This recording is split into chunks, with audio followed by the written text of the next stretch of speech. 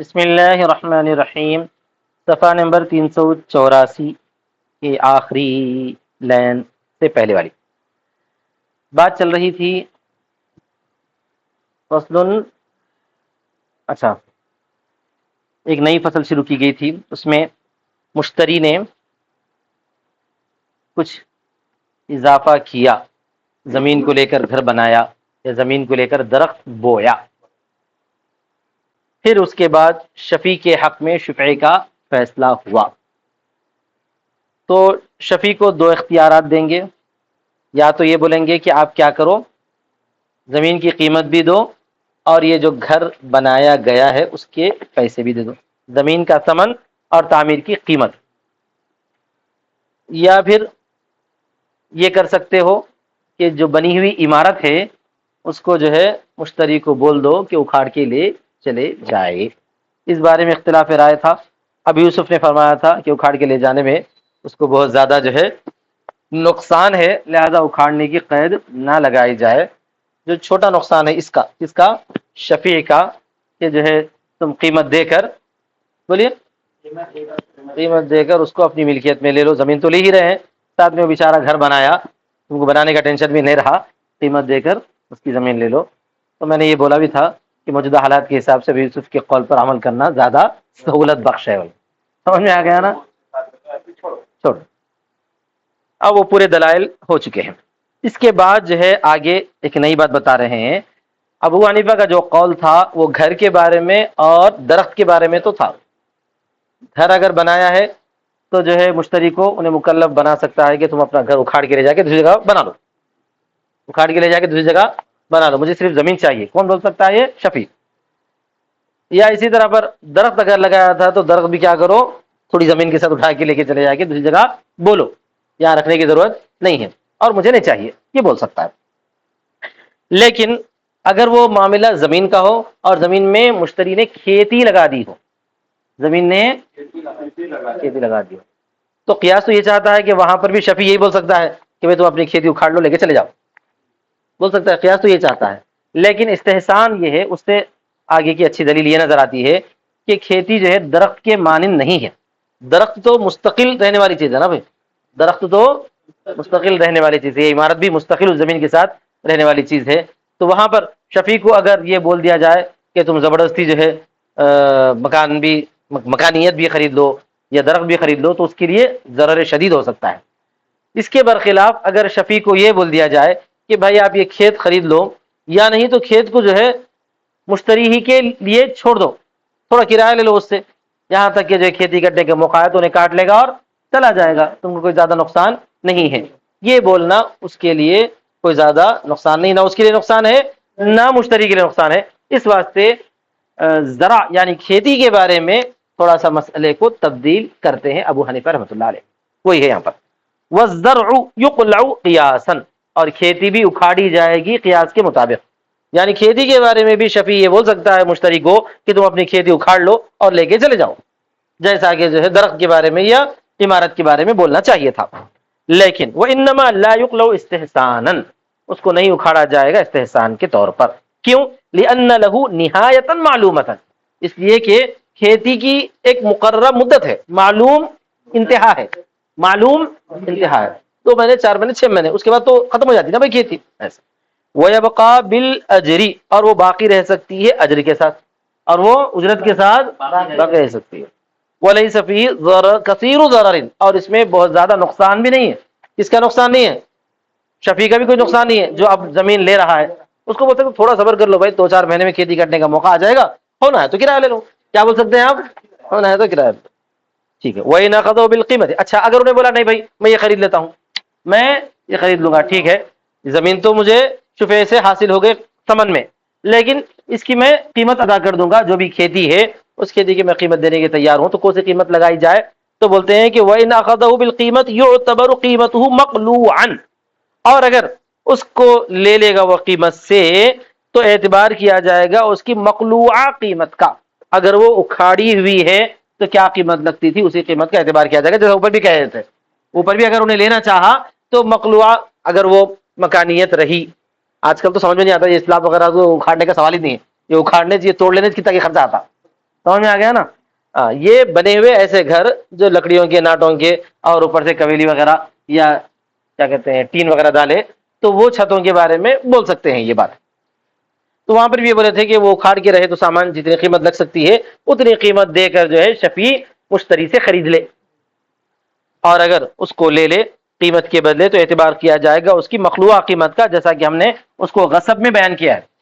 غصب میں بھی ایک قصہ ہے۔ غصب میں کیا مطلب ہے؟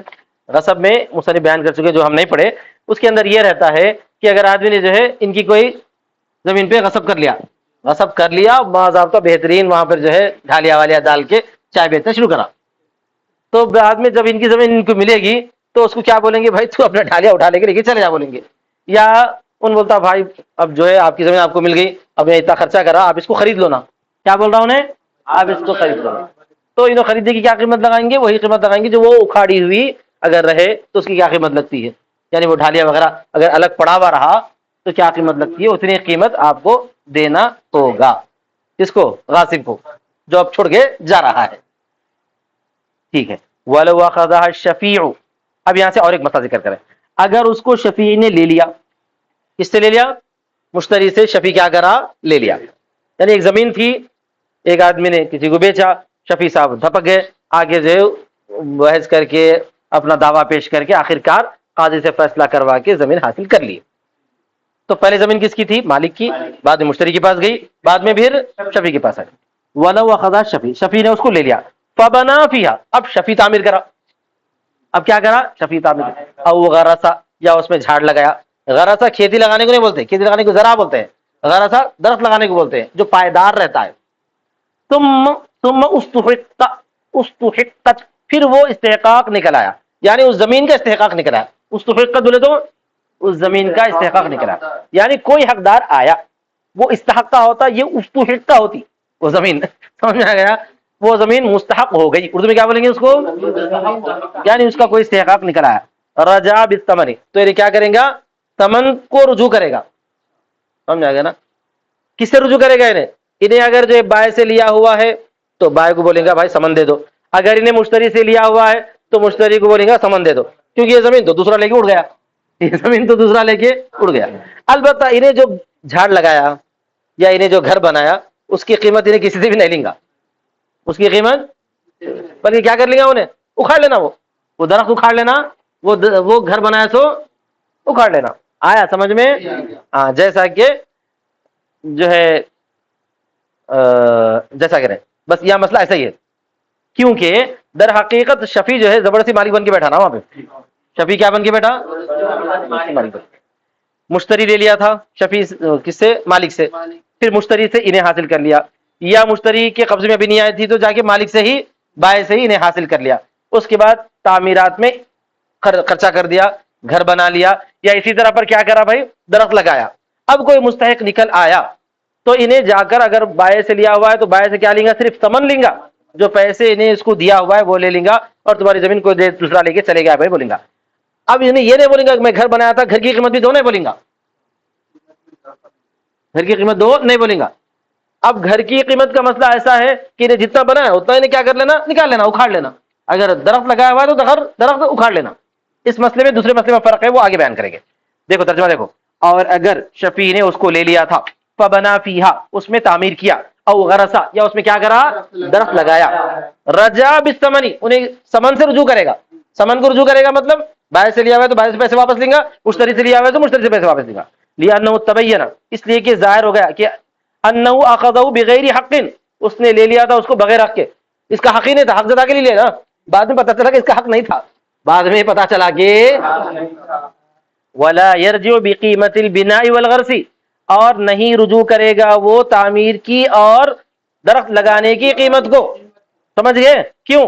آگے بیان کریں گے کیوں، اس لیے کہ اس کا حق نہیں تھا، انہیں زبردستی مالک بن کے بیٹھ کے لگا لیا یہ کام۔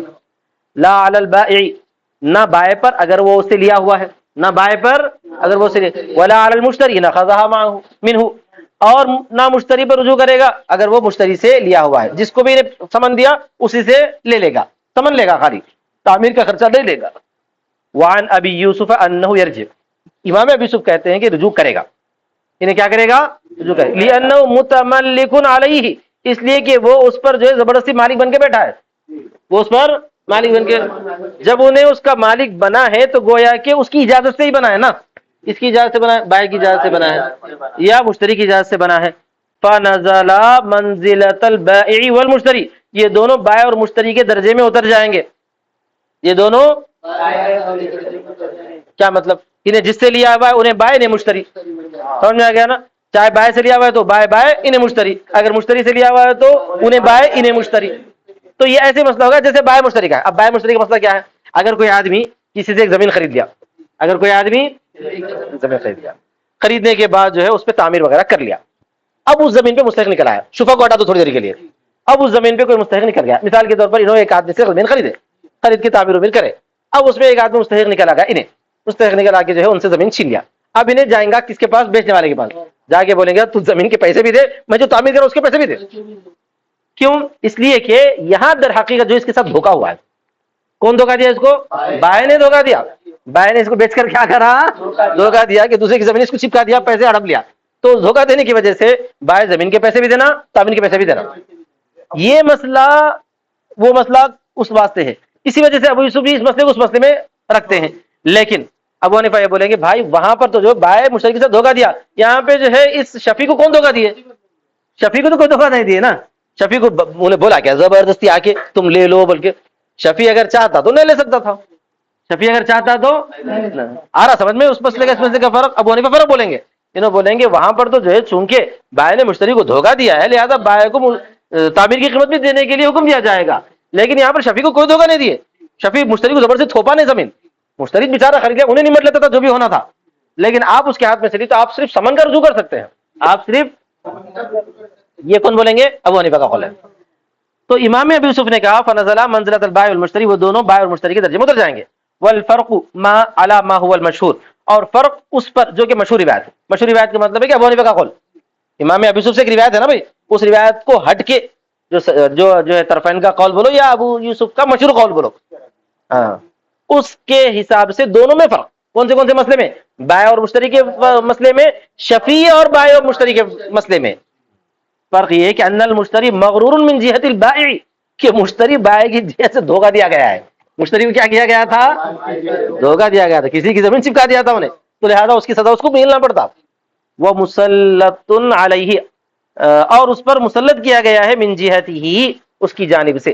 نہیں مسلط کیا گیا ہے، مسلط اس میں فائل پڑھیں گے، اور انہیں اس پر مسلط ہے اس کی جانب سے، یعنی بائع کی جانب سے اس کو ذمہ داری دی گئی ہے کہ انہیں جو ہے تعمیر کر سکتا ہے یا جو ہے درخت لگا سکتا ہے.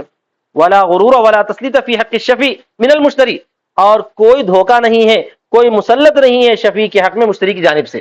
مشتری کی جانب سے، بائع کی جانب سے شفیع کے حق میں کوئی دھوکا نہیں دیا گیا ہے. کوئی جو ہے مشتری یا شفیع جو ہے اس کو بنا لو بول کے نہیں بولے ہیں.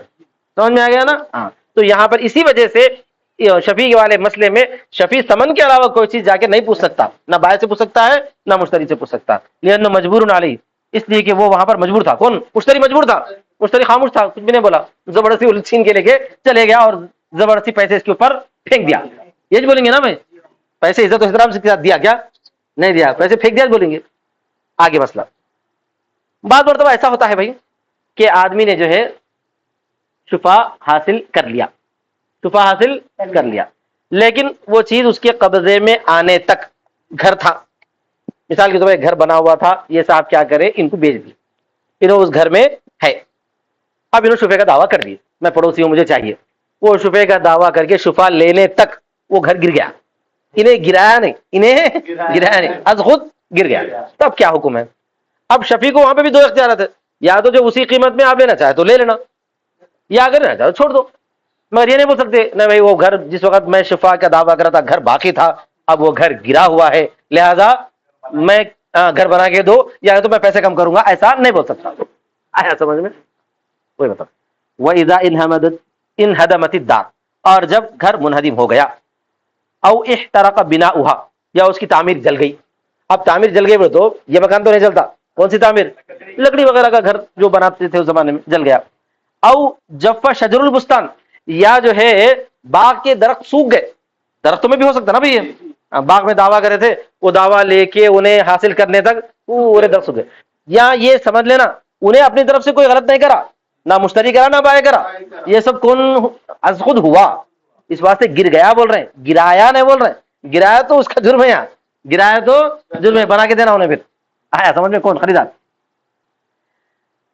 یا درخت کے باغ کے درخت کے باغ نہیں ہوتا، باغ کے درخت سوکھ گئے بغیر فعل احد، کیا مطلب؟ بغیر کسی کے فعل کے.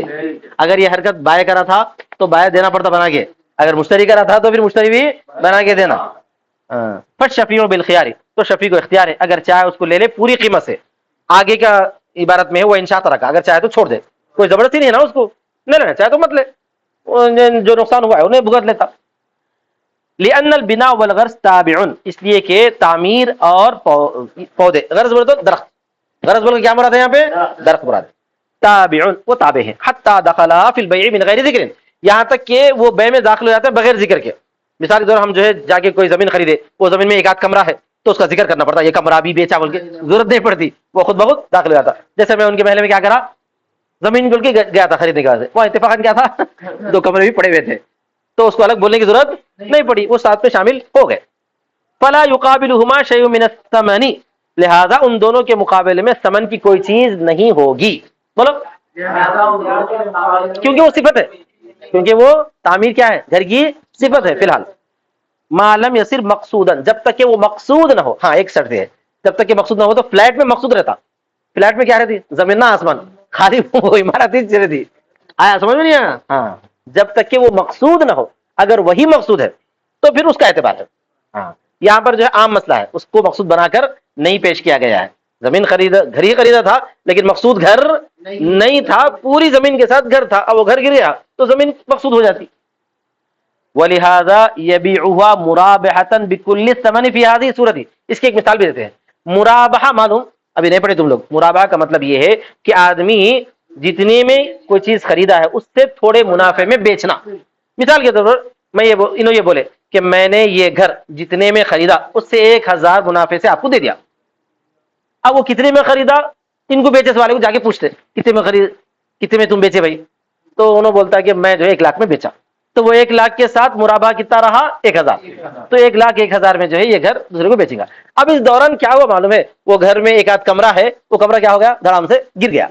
تو اب ایسی مرابحے میں، اب یہ بات چیت چل رہی تھی، مرابحے میں بیچ دیا تھا. اب لینے والا یہ بول رہا کہ بھائی میں جو ہے گھر کے ساتھ مرابحے کو تیار ہو گیا تھا، اب میں جو ہے نہیں لوں گا، نہیں بول سکتا، کیونکہ مرابحے میں جب اس نے خریدا ہے، مرابحے میں جب اس نے خریدا ہے تو وہاں زمین ہی اصل ہے اور مکان اس کے تابع ہونے کی حیثیت سے تھا. تو وہی یہاں پر بھی مسئلہ رہے گا کہ شفیع اگر لینا چاہے تو گھر گرنے کے باوجود بھی اصل قیمت میں ہی لے گا. بولو، البتہ شفیع کو دوسرا اختیار ہے چھوڑنے کا، وہ مرابحے والے کو نہیں رہتا کیونکہ بے کر چکا، مرابحے والے کو نہیں رہتا، خریدار کو بے کر چکا انہیں، اس کو اختیار نہیں رہتا. یہاں پر شفیع کو اختیار ہے چھوڑنے کا، میں نہیں لوں گا بول سکتا، ختم. لے لینے کے بعد گر گیا تو انہیں ذمہ دار ہے، لینے سے پہلے گر گیا تو انہیں ذمہ دار رہتا، نہیں اسی حالت میں لے دو تو لے لو. اسی وجہ سے اس کو بیچتا ہے مرابحے کے طور پر پورے ثمن میں اس صورت میں. ہاں یہاں ایک صورت برخلاف اس کے بیان کریں، ایک صورت برخلاف ہے، جیسے کہ جو ہے کسی کا گھر بالکل دریا کے کنارے تھا، تالاب کے کنارے تھا. آج کل وہ ایف ٹی ایل کے تحت چلے گیا. ایف ٹی ایل میں تو full tank level, F T L بول کے آج کل وہ حیدرا جو ہے نا وہ چل رہا ہے. تم لوگ کو کچھ خبریں وبریں معلوم نہیں معلوم، خالی یوٹیوب میں یہ وہ کہانیاں سے دیکھ لیتے شاید. تو ایف ٹی ایل میں کیا ہوتا معلوم ہے، جو گھر جو ہے تالاب کے بالکل کنارے ہے وہ گھر کو کیا کر رہے ہیں والا منہدم کر دے رہے ہیں. مثال سے کوئی آدمی ایسی بڑی زمین خریدا سمجھو جو بالکل تالاب کے کنارے تھی، وہ پانی آ کے آدھی زمین چلے گی، پانی آ کے آدھی زمین چلے گی. اب اس صورت میں جو ہے شفیع کا اور مشتری کا مسئلہ ہے. مشتری بول رہا تم جو ہے پوری قیمت میں یہ لے لو، تو شفیع کو اب یہاں پہ ایسا نہیں بول سکتے کیونکہ مقصود کیا تھی، وہ زمین ہی تھی. اب وہ زمین چلے گئی، بقیہ آدھی زمین جو پوری قیمت میں کیسا لیں گا انہیں. آیا سمجھ میں؟ تو جو چیز مقصود ہے اس کا ہی اعتبار کیا جائے گا. وہاں پر زمین اور اوپر تعمیر ہے وہ تو تعمیر کو مقصود نہیں، زمین کو مقصود مان کر جو ہے گر بھی گیا تو جو ہے پوری قیمت میں لینے کا اس کو جو ہے موقع دیے تھے یا چھوڑنے کا موقع دیے تھے. لیکن یہاں زمین جب آدھی زمین پانی میں چلی گئی ہے یا اس کا کچھ حصہ چلے گیا ہے تو پوری قیمت میں بقیہ زمین لے لو نہیں بولا جا سکتا. اس کو جتنا بچا ہوا ہے اتنا ہی جو ہے اتنی قیمت میں لینے کا اس کو اجازت ملے گی. کیوں؟ اس لیے کہ مقصود زمین ہی ہے. بولو، برخلاف وہ صورت کے جبکہ ڈوب گئی آدھی زمین، جبکہ ڈوب گئی، کیسے ڈوب دی، ارے ڈوب گئے تو خالی پانی واپس گیا نہیں, آگے پوری چلے گئی, ختم, تالاب بن گیا.